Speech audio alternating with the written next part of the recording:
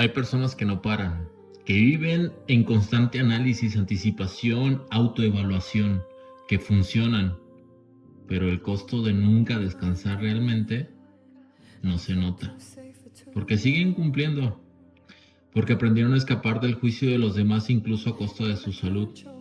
Si tienes trastorno de déficit de atención con hiperactividad, ese esfuerzo invisible se multiplica, porque la hiperactividad a veces no es física, a veces es mental. Es un pensamiento que no se calla, es un perfeccionismo que no te pide permiso, porque lo he visto y porque lo veo cada semana en mi consulta. Hoy hablaremos del cansancio que no se resuelve durmiendo y de cómo, en un mundo que exige tanto, descansar se vuelve un acto político.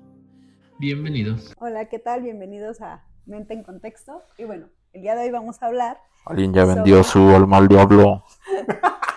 Vamos a hablar acerca de un tema específico que tiene que ver con el esfuerzo mental. Entonces, este podcast titulado No es que no quiera, es que no se puede, el TDA y el costo invisible del esfuerzo mental. Y me gustaría entrevistar ahora, en mi caso, a Marcos acerca justo de este costo mental. Para ti, Marcos, ¿qué es lo primero que consideras que se suele malinterpretar cuando un paciente con TDAH, por ejemplo, un paciente adulto, dice, no puedo? Regresamos de nuevo como estas bases históricas donde existió mucho adultocentrismo, donde ponían a un grupo de niños y entonces quien no ponía atención a lo que le decía el adulto, entonces era una falta de atención, ¿no? Y entonces empezaba a generar una serie de juicios, una serie de etiquetas entre mal portado, tonto, bobo, atarantado, flojo, huevón. Y entonces, de cierta manera, cuando lo trasladamos al pueblo mexicano, que aquí es importante que lo diga, la cultura mexicana, bajo una mirada de análisis funcional, funciona mucho bajo control aversivo. Y todo el tiempo estamos corriendo de etiquetas como de ser flojo, de ser grosero, de ser malagradecido, de ser mal hijo, de ser mala madre. Entonces todo el tiempo estamos tratando de evitar que nos digan eso. Entonces, de cierta manera, cuando una persona llega a un punto donde su autoexigencia la llevó al máximo. ¿A qué me refiero que la autoexigencia la llevó al máximo? Cuando volteamos a ver un historial de una persona que está dentro de este proceso de no puedo, nos damos cuenta que tiene 2 trabajos para mantener a su familia, que intenta ser buen padre o buena madre, que intenta ser buena pareja, que intenta también ser buen compañero, que intenta también ser buen empleado. Entonces, toda esa exigencia de ser bueno, de estar intentando evitar el juicio de ser una persona mala o de ser una persona con flojera o ser una persona grosera, hace que la autoexigencia lo obligue a hacer más de lo que lo que la energía le permite. Y entonces llega un punto donde tenemos limitantes físicas, como todos. Llegamos a este punto donde comenzamos a querer hacer más de lo que nuestro cuerpo está condicionado, configurado a dar. Y entonces comenzamos a tener estos problemas para levantarnos, estos problemas para concentrarnos. ¿Por qué? Porque el concentrarnos y el tener atención también genera un gasto de energía. Esta situación de incluso de evitar cosas. ¿A qué me refiero de evitar cosas? Muchas veces esta parte de evitar, cuando queremos evitar ser mal amigos, a todos lados vamos. Sin importar dónde sea, con quién sea, qué vamos a tomar, a qué horas vamos a regresar, si mañana voy a trabajar, vamos al lugar donde se nos invita, la pasamos, porque también hay que entender de cierta manera, y estamos hablando desde un contexto probablemente latinoamericano, los bares no es un lugar donde te puedas sentir cómodo sentado. La realidad es que son situaciones un tanto incómodas, entonces el estar distrayéndote de esa manera puede también ser cansado. Entonces llegamos a ese proceso donde él dice, no quiero ir. Ah, qué mal amigo eres. Qué mal amigo eres.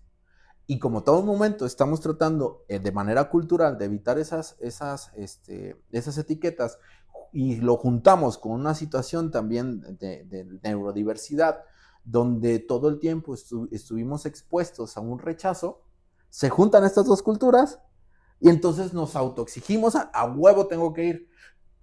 Y el tema es que dentro de esta etiqueta de hiperactividad se menciona que existe energía extra. Cuando estamos niños, sin problema lo podemos sacar. Cuando estamos adolescentes, sin problema podemos sacar ese extra que se nos pide. Cuando entramos en la adultez, joven adulto, empieza a trabajar, sale de la universidad, pero cuando entramos ya un tanto a los 25, 30, ya empieza a costar más. No porque no es que no tengamos la capacidad, no es porque no queramos, sino porque nuestra capacidad, nuestros problemas, en este caso nuestras capacidades de energía empieza a disminuir por un desgaste del cuerpo natural que a todos nos pasa y que a la par también una serie de responsabilidades que empieza a saturar a la persona. Porque, por ejemplo, en la primaria, digamos que de cierta manera sí existen demandas acordes al nivel que puede el niño, como es, por ejemplo, la escuela, sociabilizar, quehaceres del hogar y complacer o salir con papás, ¿no? Preparatoria, la dificultad aumenta. Universidad, la dificultad aumenta. En la parte académica, en la parte familiar también un poquito más, pero también puede que empiece en una situación de trabajo y también empieza también una situación de pareja. Y al ser una situación de pareja también no lo podemos sacar del medio, no lo podemos sacar así como de, es que tienes pareja y te la pasas bien. No, también conlleva una responsabilidad, conlleva unas expectativas. Y luego si decides formar una familia, hijos. Y ahora, si anteriormente, bueno, esto ya es un poquito más a título personal, pues cuando estabas joven, pues si te quedas sin comer un día, ¿sabes? Uno la libra. Pero el hecho, otra vez, de intentar escapar de esas etiquetas, de ser mal padre, ¿cómo voy a dejar que mis hijos se queden sin comer? Entonces existe esta sobreexigencia que al fin del día gasta, o aterrizando ya todo el mar de cosas que dije, gasta al organismo, y al gastar al organismo, vamos a descansar o el cuerpo se desconecta. No puedo literalmente porque no existe una capacidad energética para realizar la actividad y entonces de cierta manera es juzgado. ¿Sabes? Yo lo imagino esto cuando te lo pregunto, como cuando somos adultos, de repente esta hiperactividad, nos puedes ver muy quietecitos, pero se pasa una hiperactividad mental. Entonces, en ese sentido, yo imagino a una persona que todo el día no puede parar de estar como en esta sobreestimulación, ¿no? De estar pensando muy rápido, de estar procesando mucha información y que a veces incluso hasta desorganizada, de tengo este pendiente y tengo que hacer esto, como tú dices, de las responsabilidades de la vida. Entonces yo estoy bien desorganizada, pero no estoy parando de pensar.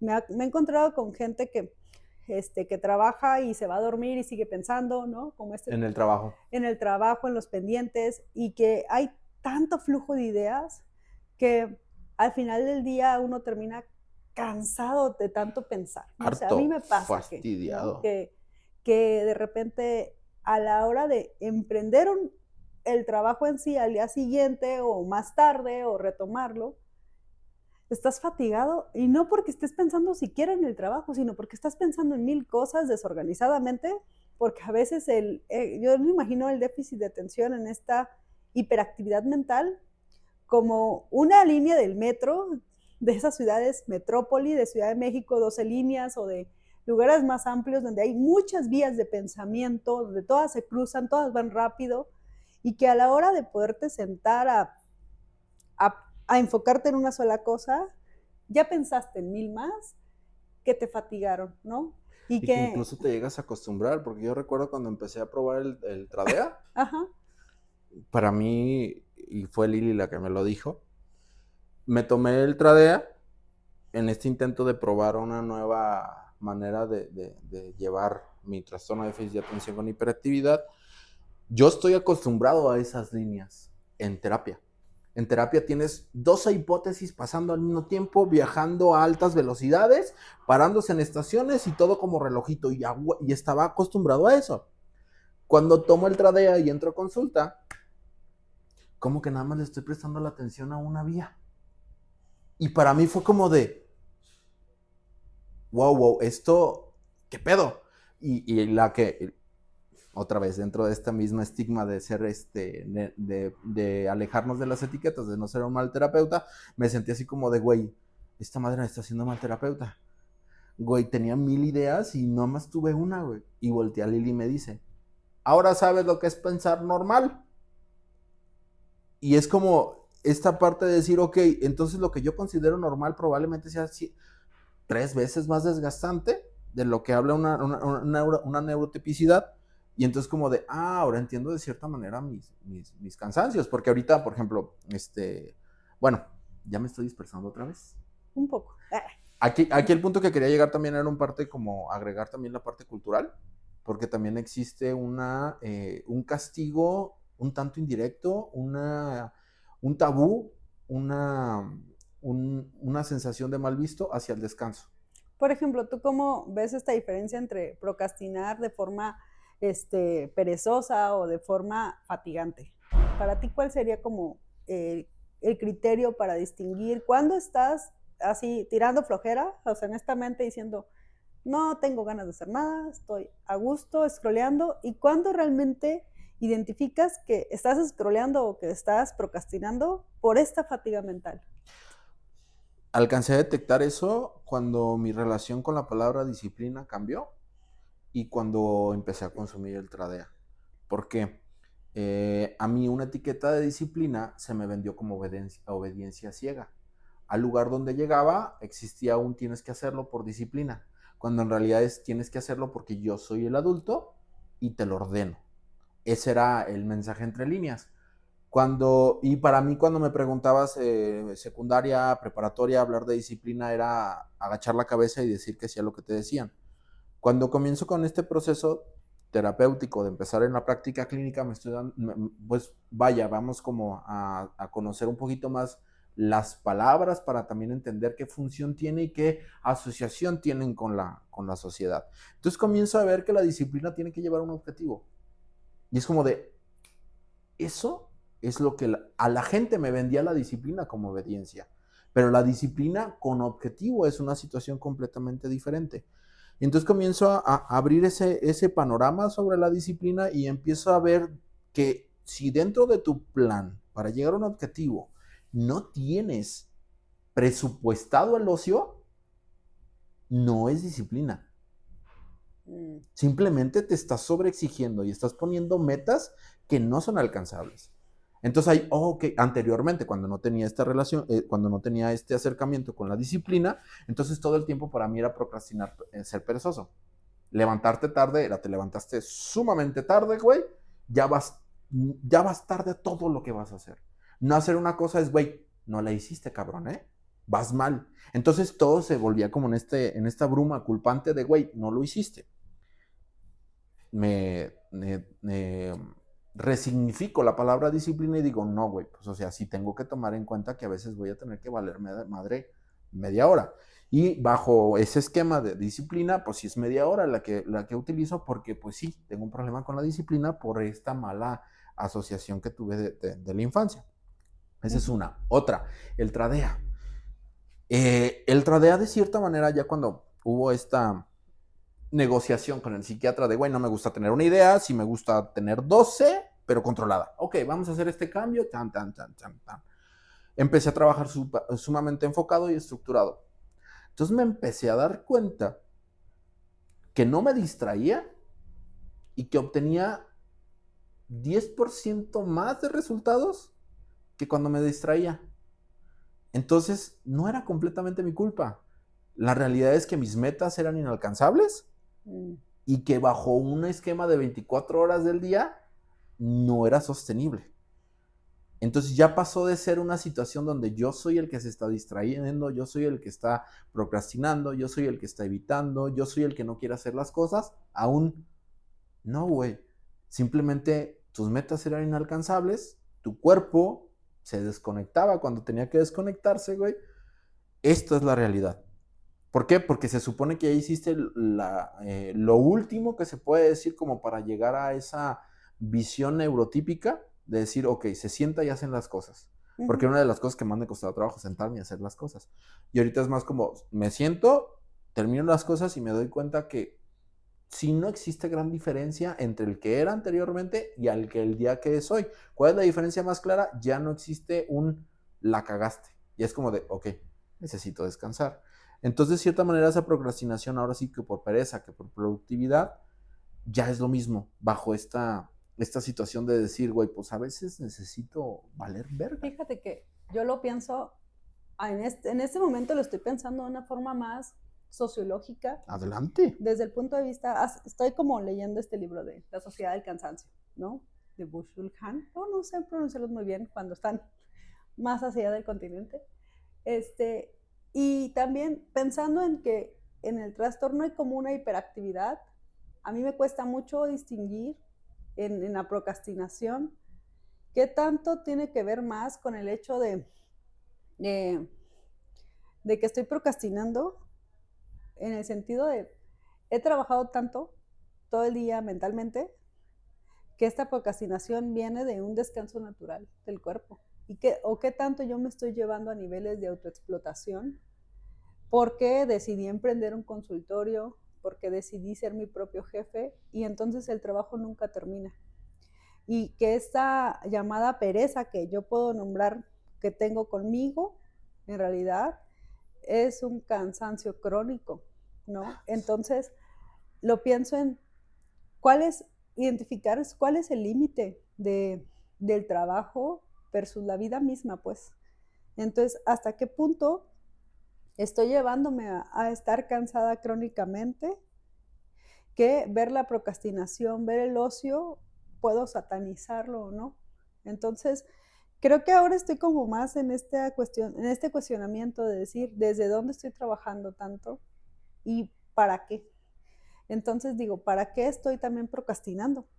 ¿No? Yo tenía una frase sumamente compensatoria, sumamente, y que tiene una tristeza, por lo menos para mi historia de vida, tiene una tristeza bien cabrón atrás. Mi lema era, no planees, porque si no planeas, nada puede salir mal. Como en este intento de, en cualquier plan o estructura que realizaba, siempre salía algo mal y entonces existía totalmente una culpabilidad hacia mí, unas sensaciones de frustración de tú la cagaste. Entonces prefería yo vender la idea de, no planees. Si sale cuando no planeas algo, nada puede salir mal. Y que justamente el antónimo de esa frase es lo que me ha ayudado a estructurar lo que soy hoy.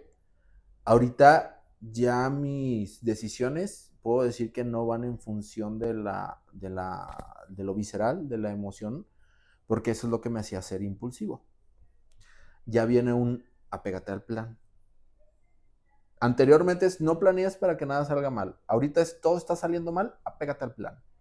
¿Por qué? Porque ya existe una estructura donde, bueno, ya me voy a vulnerar un poco, donde de repente llega fin de mes y es como de, güey, los gastos no están saliendo, güey, necesito hacer estos cambios, apégate al plan. ¿Por qué? Porque el plan ya tiene una estrategia donde sí se presupuesta este problema y donde de cierta manera el problema que estoy viendo ahorita no pone en riesgo el plan completo. Entonces, apégate al plan.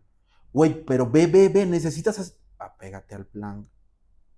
Como en esta parte de entrar como en la compasión de decir, güey, no puedes controlar todo, güey.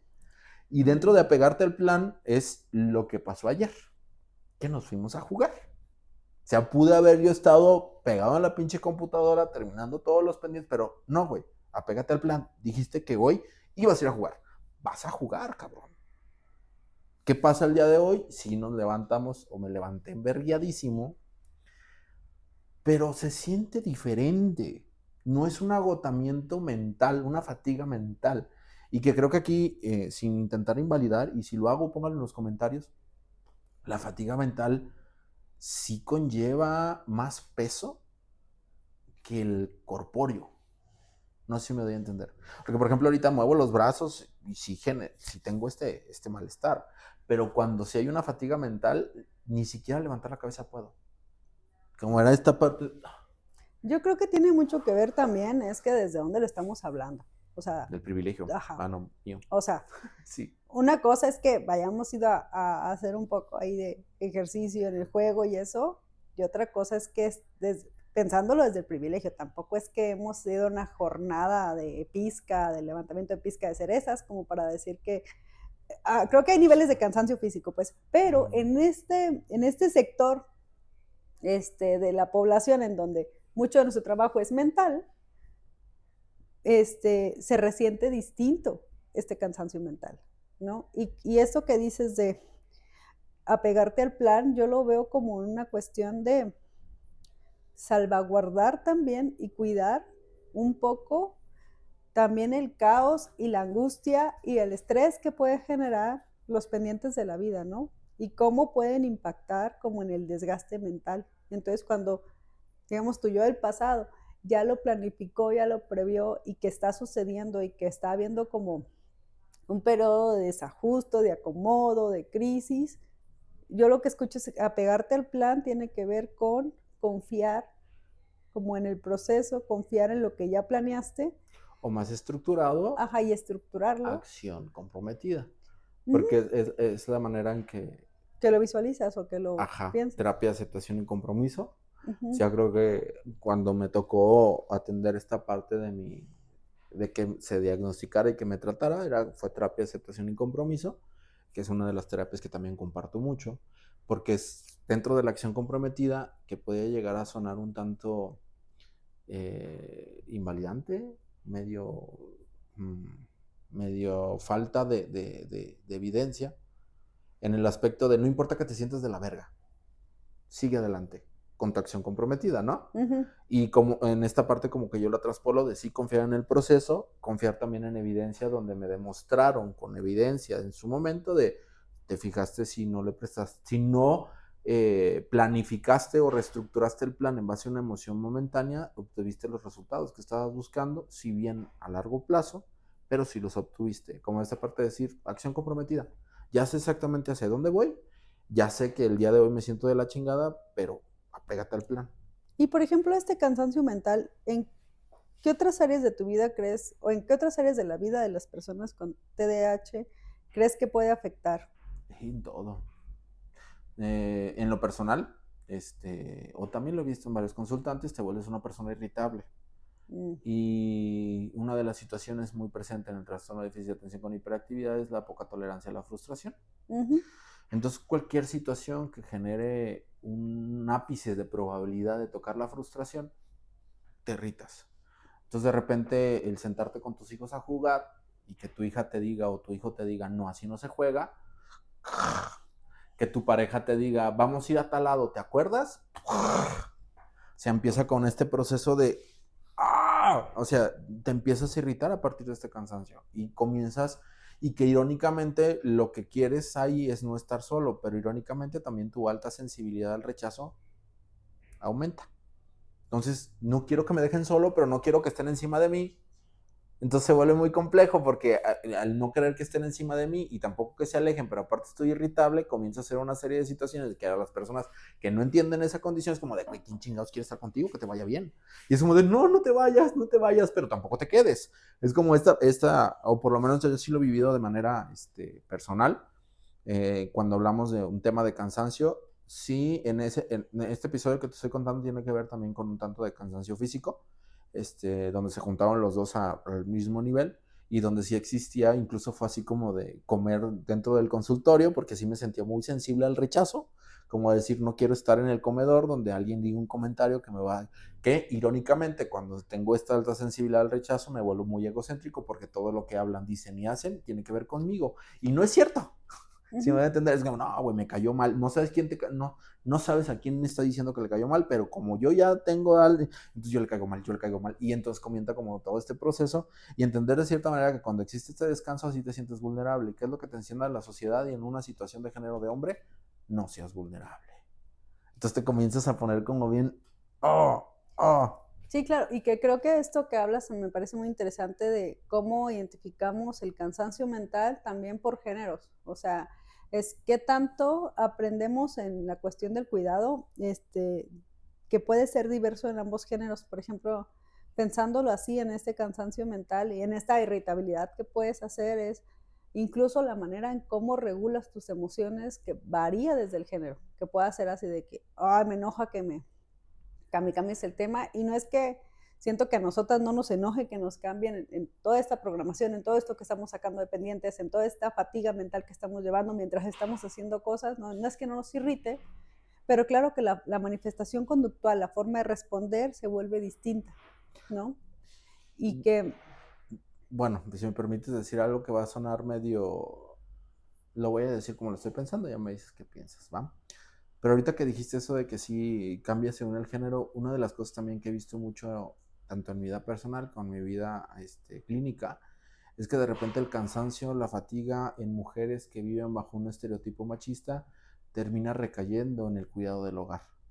Como en esta parte de estoy muy cansada, tengo que tener mi hogar limpio, pulcro, para poder descansar.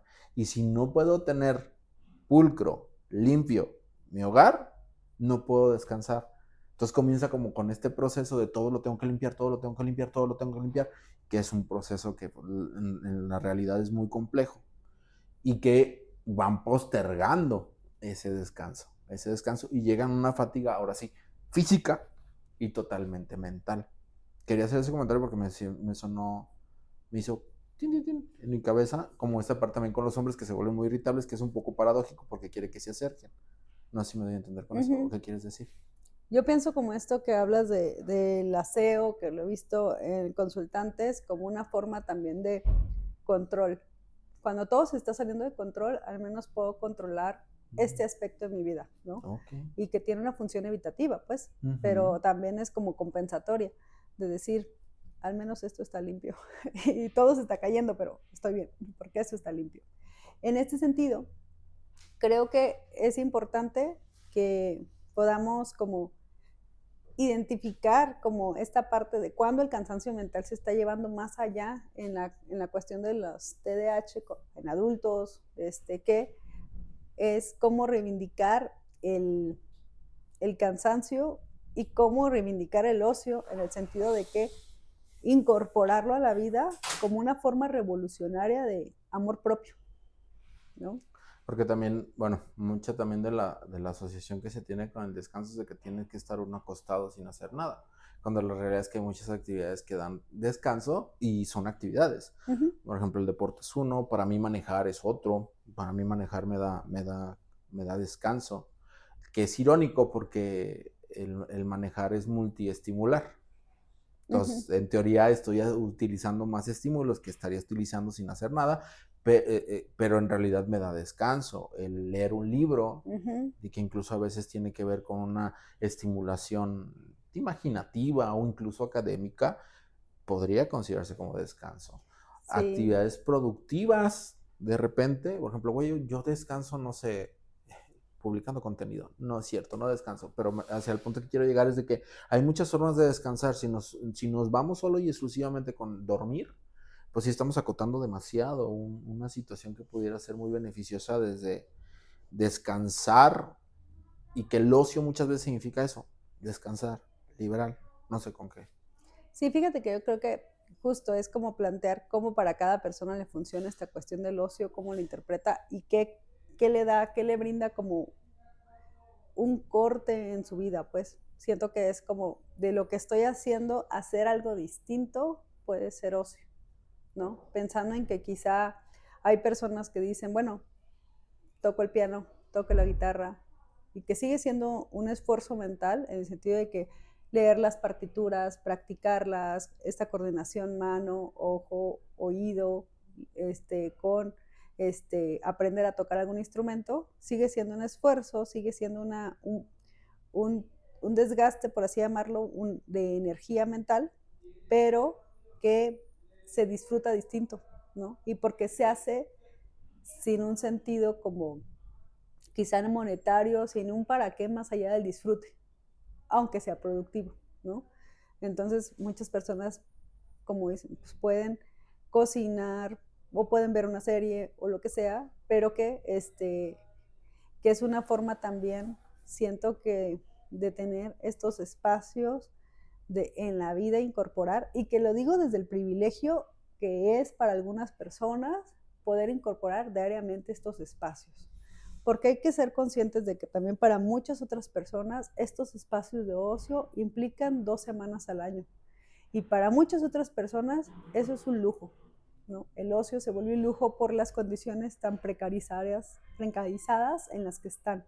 Entonces, creo que es ahí también, bueno, me estoy metiendo como otras aristas, pero regresando al tema del esfuerzo mental. También la política. Sí, ya sé, es que Bueno, Es imposible, y seamos honestos, es imposible. Porque ahorita, por ejemplo, te iba a hacer una aportación de que irónicamente mi educación y mi crianza y la asociación que yo tenía con el descanso en uno de los momentos que donde más me quemé en mi vida, logré monetizar mi descanso. O sea, ese punto llegó como de tengo que ser productivo, tengo que ser productivo, tengo que ser productivo. Entonces, cada vez que voy a descansar, tengo que monetizarlo porque necesito monetizar esta parte y no ser nada productivo. ¿Qué fue? El manejar. uh-huh. Salía de la oficina de recursos humanos, 6, 7 de la noche. Al principio era muy bello porque sí me subía al carro, me pagaban por visitar la ciudad, en esta parte de Uber y de cualquier plataforma. Entonces sí se cumplía la función de descanso. Me descargaba de esta parte de recursos humanos, pero luego dejó de ser descanso. Ya fue esto que estoy recibiendo extra, ahora lo necesito para sobrevivir, por lo cual necesito seguir trabajando. Entonces dejó de ser descanso. Sí, y que a mí me parece como imposible, ¿no? No politizarlo porque, bueno, No. de entrada para mí desde este punto feminista lo personal es político, ¿no? Ok, para mí creo que es identificar que justamente, por eso lo hago en esta connotación desde el privilegio en el que estoy, desde el que hablo, que puedo, y quizá puedo invisibilizar cosas también y desdibujar cosas que por mi contexto no alcanzo a ver, y que eso también sería, que si lo quieren aportar ahí en los comentarios, adelante, pero sí poder ver cómo reivindicar el trabajo, esta connotación de esfuerzo mental en la vida de alguien que tiene TDAH, para ver cómo resignificar eso, porque el que se tenga mucha hiperactividad físico-mental no simboliza que se tenga que hacer productiva esa hiperactividad o que se tenga que canalizar en más trabajo o que eso propiamente a veces sea positivo, ¿no? Lo que me gustaría dejar como mensaje, si eres terapeuta, cuando tengas un caso de procrastinación, lo que normalmente hago y me ha servido mucho en consulta es tomar la procrastinación como un resultado. Dentro de una ecuación, vamos a poner una ecuación sencilla, 2 más 2 es igual a 4. Si queremos modificar el 4 a bola de chingadazos, el 4 va a seguir porque la ecuación es 2 más 2. Lo puedes cambiar, le puedes cambiar un palito, pero siempre va a dar 4 porque la ecuación es 2 más 2. Normalmente cuando volteamos a ver la procrastinación o la manera que se ve la procrastinación o que sí existe una situación que sí le está llevando a una problemática, necesitamos voltear a ver la ecuación. Y entonces si quieres tener modificaciones dentro de ese 4, necesitas cambiar la ecuación. Las variables, o sea, cómo tal vez está viendo el descanso, si está descansando, tal vez si está en una situación precaria donde no puede descansar y la única manera que tiene es que su cerebro se desconecte mientras está viendo el celular. Cómo este tipo de situación se interactúa con su día a día, también qué problemáticas tiene. Porque también cuando hablamos de procrastinación, muchas veces lo que nos encontramos simplemente es un soliloquio de culpa hacia nosotros mismos. Es que estoy perdiendo el tiempo, pero no vemos una consecuencia del contexto. Alguien que diga, entregaste tarde las cosas, en realidad eso disminuye mucho. O sea, empezar a tener esta visión crítica te va a permitir a ti tener una intervención más adecuada. ¿A qué punto quiero llegar? Si ya llegaste a este punto, sabes lo que viene. Que viene un anuncio de nuestro próximo diplomado en trastorno de déficit de atención con hiperactividad, en el cual es multidisciplinario y también vamos a tener una integración completa sobre este cuadro que te va a permitir ser mucho más efectivo. En la parte de abajo vas a encontrar un link que te va a llevar a un ebook donde vamos a ampliar un poquito más de esto. ¿Va? ¿Tienes algo más que decir? Muchas gracias, te agradezco el habernos compartido hoy como estas claves en esta entrevista, y que en este aspecto también del esfuerzo mental, y que bueno, si están interesados en el diplomado, en saber cómo diagnosticar, evaluar, intervenir desde una forma más integral, desde varias aristas, desde varios enfoques basados en evidencia, pues con gusto podemos estar ahí compartiendo con ustedes el espacio durante el diplomado. Que tengan un excelente día, nos vemos Hasta en la luego. siguiente emisión. Bye.